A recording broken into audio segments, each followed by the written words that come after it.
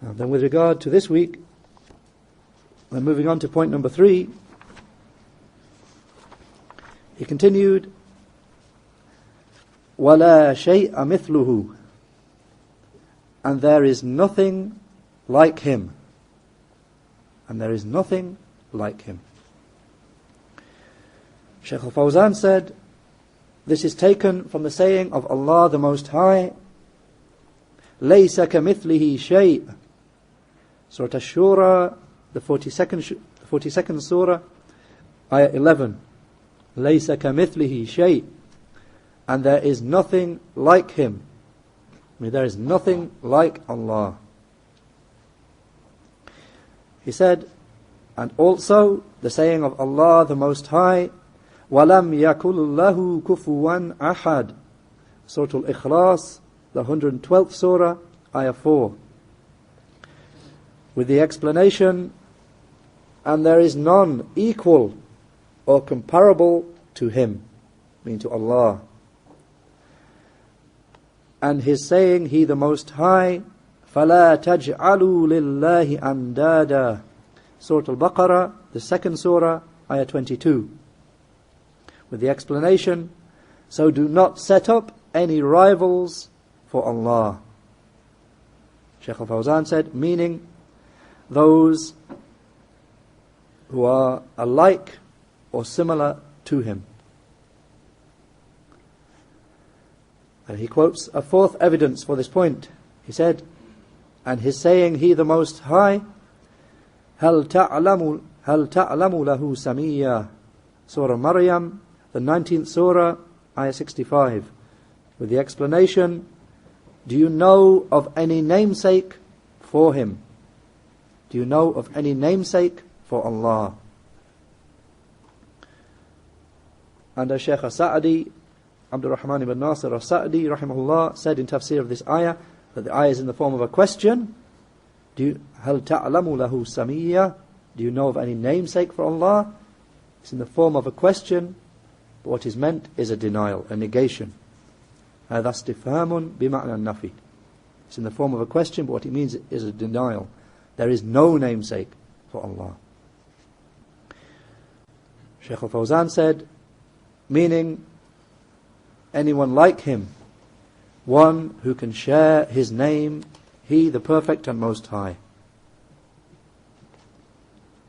So he's just quoted 4 separate proofs for this point. لا شيء مثله, and there is nothing like Allah.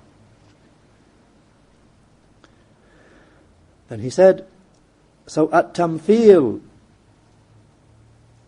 there being anyone like him, and at-tashbih, there being anyone resembling him, both of these are negated for Allah the Mighty and Majestic. And these 2 words here, at-tamthil and at-tashbih, Shaykh Yahya al-Hajuri, hafidhahullah, when he came and he was teaching us the book, if we remember those who were here, then he mentioned that at-tamthil, declaring anyone to be like Allah, that means declaring that there is anything or anyone who is totally like Allah. And at-tashbih means declaring that there is someone who resembles Allah, meaning in some aspects. So the first one, declaring like, to be someone like Allah, or secondly, that's at-tamthil, or at-tashbih, declaring that there is someone or something which resembles Allah in some aspects. So Shaykh al-Fawzan here, he said, both of these, at-tamthil, declaring there is anyone like Allah, and at-tashbih, declaring there is anyone resembling him, both of these are negated for Allah the Mighty and Majestic. So no one from His creation resembles Him.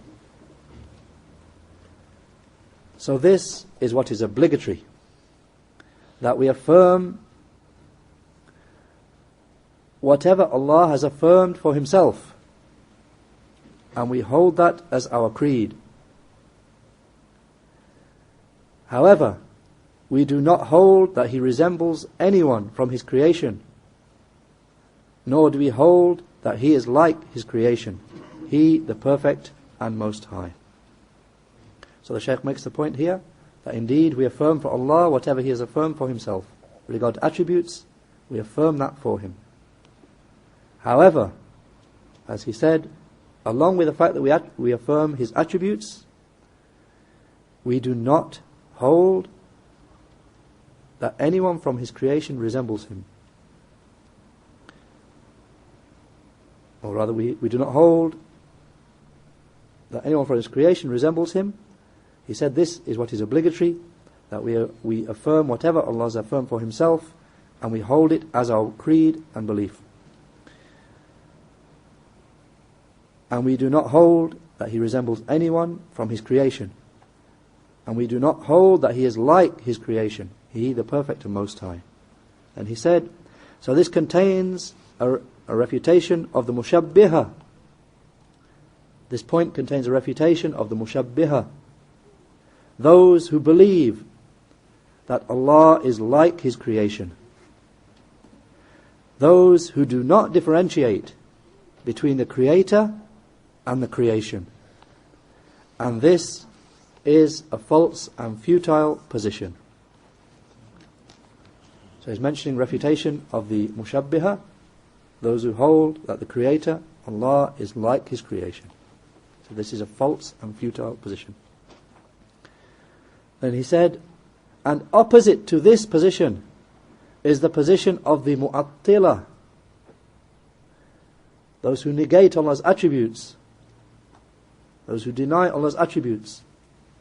They are the opposite extreme. He said, those who go beyond limits in declaring Allah free, those who go beyond limits in tanzih, declaring Allah free, to such an extent that they deny for Allah that which He has affirmed for Himself with regard to names and attributes, doing so as they claim to flee away from declaring Him to be like His creation.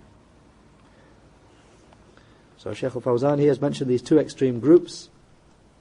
On the one hand, the first group, those who declare that Allah resembles His creation, Allah in His attributes, He resembles the creation in their attributes. And at the opposite extreme, those who deny Allah's attributes, the mu'attila. The first group, the mushabbiha, the second group, the mu'attila. Those who are so afraid of affirming His attributes that they start to deny His attributes. The mu'attila.